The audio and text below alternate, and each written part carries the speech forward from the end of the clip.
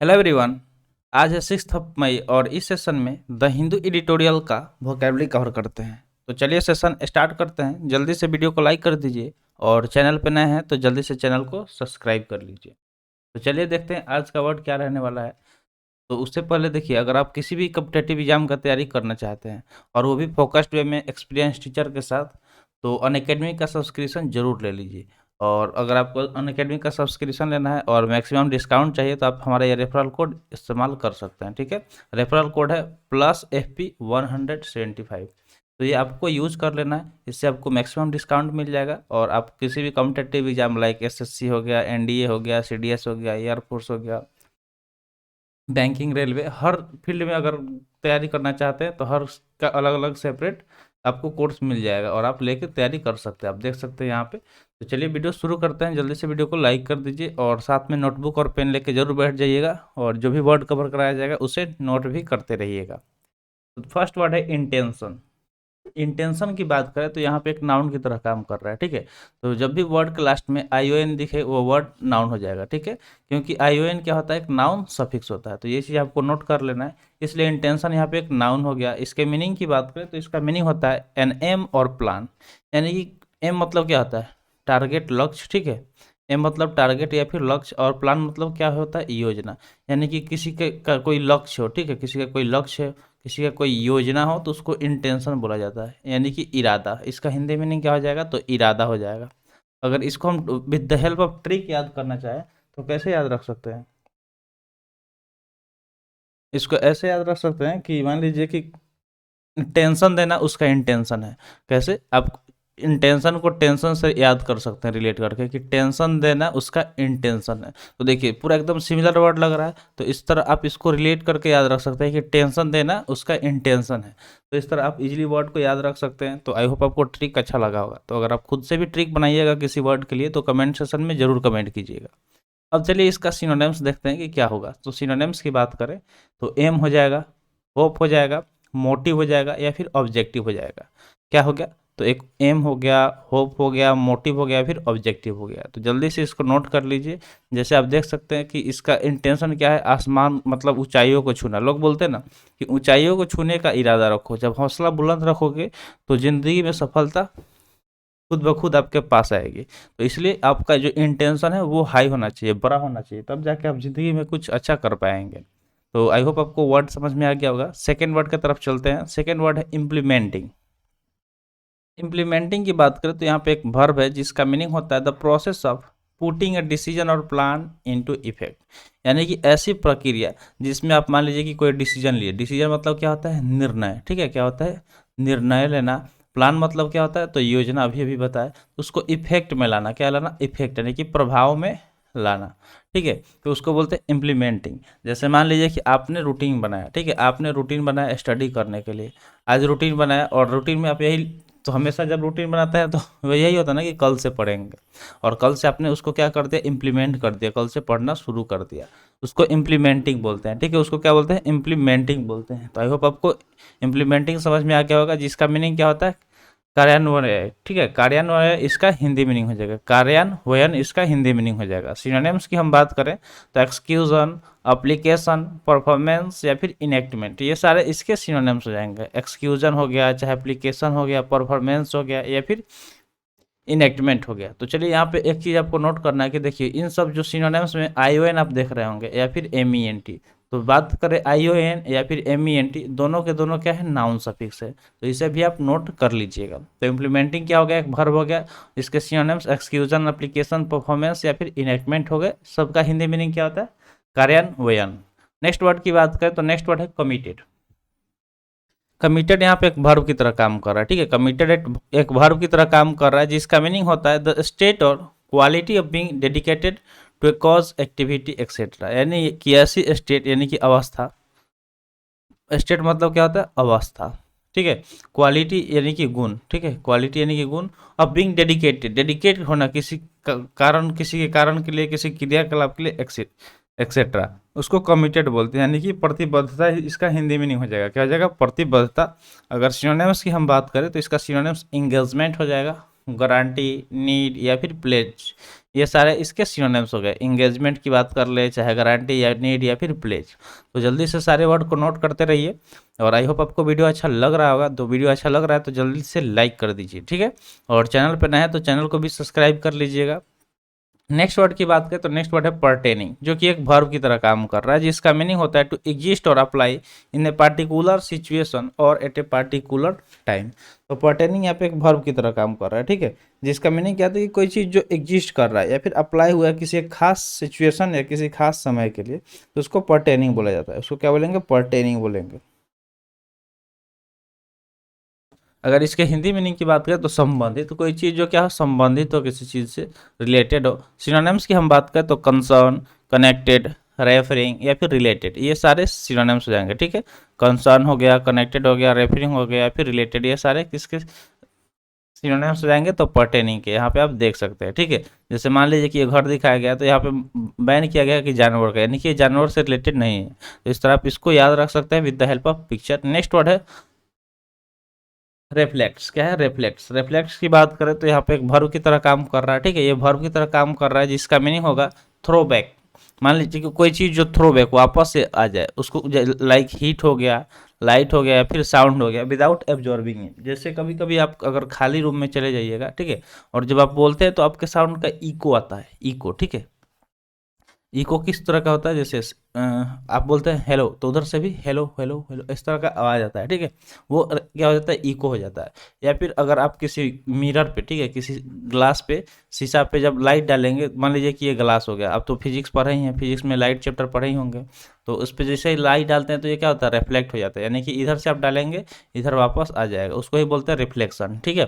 तो वही रिफ्लेक्ट है, जिसका मीनिंग क्या होता है? प्रतिबिंबित। क्या होता है? प्रतिबिंबित।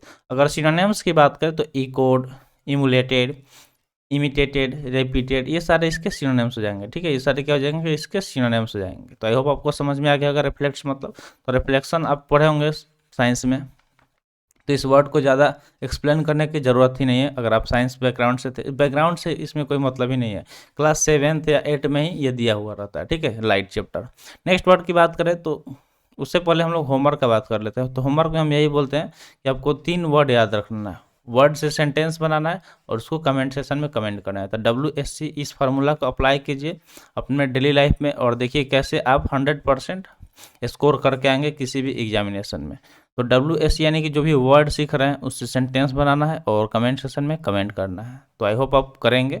बढ़ते हैं आगे, देखते हैं नेक्स्ट वर्ड। नेक्स्ट वर्ड क्या है? एस्पायरेशन, जो कि एक नाउन की तरह काम कर रहा है। एस्पायरेशन क्या है? एक नाउन की तरह काम कर रहा है। देखिए यहाँ पे लास्ट में ION आ गया। अगर इसके मीनिंग की बात करें तो इसका मीनिंग क्या हो जाएगा? तो इसका मीनिंग हो जाएगा हिज ए होप और एम्बिशन ऑफ अचीविंग समथिंग, यानी कि होप मतलब आशा, उम्मीद। एम्बिशन मतलब लक्ष्य। एम्बिशन मतलब क्या होता है? लक्ष्य, यानी कि किसी कोई जो होप कर रहा है, उम्मीद कर रहा है, या फिर उसका लक्ष्य है किसी चीज़ को पाने का, ठीक है। अचीव मतलब क्या होता है? प्राप्त करना। अचीव मतलब प्राप्त करना, प्राप्त करने का, किसी चीज़ को हासिल करने का, ठीक है। प्राप्त करना, हासिल करने का। मान लीजिए कि कोई टारगेट लिया है, उसको क्या बोलेंगे? एस्पायरेशन, यानी कि चाह। तो बोला जाता है ना, जहाँ चाह होता है वहीं राह होता है। अगर आप कुछ चाहेंगे नहीं तब तक वो रास्ता आपको दिखेगा नहीं। तो आपको चाहना जरूरी है। मान लीजिए कि आपके अंदर चाहत ही नहीं है पढ़ाई करने का, तो कैसे होगा यार? आप कभी सफल हो गए? कभी नहीं हो गए। आपके अंदर मान लीजिए जुनून नहीं है कि हम एक NDA में क्रैक करके ऑफिसर बने, उस तरह का आपके अंदर चाहत नहीं है, डिटर्मिनेशन नहीं है, तो आप लाइफ में कभी नहीं जा पाएंगे NDA में। तो कोई भी चीज़ तभी मिलता है जब आप उसको चाहते हैं, उसके पीछे भागते हैं, तब जाके वो मिलेगा। ऐसे कोई भी चीज़ आपको परोस के कोई नहीं देने वाला है। तो एस्पायरेशन मतलब क्या हो गया? चाह हो गया। अगर सिनोनिम्स की बात करें तो डिज़ायर, होप, लॉन्गिंग या फिर वियरिंग, ईयरिंग, ये सारे इसके सिनोनिम्स हो जाएंगे। डिज़ायर, होप, लॉन्गिंग या फिर ईयरिंग। आई होप आपको समझ में आ गया होगा। बढ़ते हैं आगे, देखते हैं नेक्स्ट वर्ड। नेक्स्ट वर्ड की बात करें तो नेक्स्ट वर्ड है इंडेवियर। इंडेवियर यहाँ पे एक वर्ब की तरह काम कर रहा है। इसका मीनिंग होता है टू ट्राई हार्ड। हार्ड यानी कि क्या होता है? कठिन परिश्रम करना का, बहुत बार कोशिश करना, यानी कि प्रयास करना। सिनोनिम्स की हम बात करें तो इसका सिनोनिम्स क्या हो सकता है? तो एम, एफर्ट, इंटरप्राइज या फिर स्ट्रगल।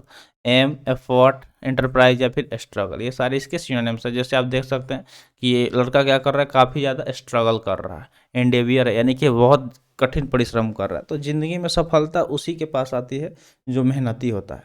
अगर आप भी कठिन प्रयास करेंगे, दिन रात पढ़ाई करेंगे, सब चीज़ भूल कर इसके पीछे ही भागेंगे, तब जाके आपको सफलता मिलेगी। इससे ऐसे देखिए दुनिया में इतना ज़्यादा पॉपुलेशन बढ़ गया है, इतना ज़्यादा कंपटीशन बढ़ गया है कि एक सीट के लिए करोड़ों बच्चे लड़ रहे हैं, और आप अगर थोड़ा सा अगर उसमें पीछे हटे, थोड़ा सा आप उसमें कमी दिखाए, तो वो आपके हाथ से चला ही जाएगा।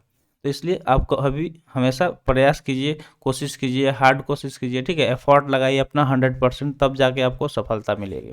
तो इंडेवियर मतलब क्या होता है, किसी चीज़ को ट्राई करना, ठीक है। तो इसको हम लोग ऐसे इंडेवियर को याद रखते हैं सकते हैं सेवियर के थ्रू, ठीक है। अगर हमें सेवियर बनना है, ठीक है, सेवियर बनना है तो इंडेवियर करना पड़ेगा, यानी कि हार्ड ट्राई करना पड़ेगा। सेवियर बनने के लिए हमें क्या करना पड़ेगा, इंडेवियर बनना पड़ेगा। नेक्स्ट वर्ड की बात करें तो नेक्स्ट वर्ड है डिटर्मिनेशन। देखिए ये सारे आज वर्ड मोटिवेशनल हैं, ठीक है, इससे आपके अंदर मोटिवेशन आएगा। तो डिटर्मिनेशन क्या होता है, एक नाउन की तरह काम कर रहा है। इसका मीनिंग होगा the process of establishing something exactly by calculation और रिसर्च।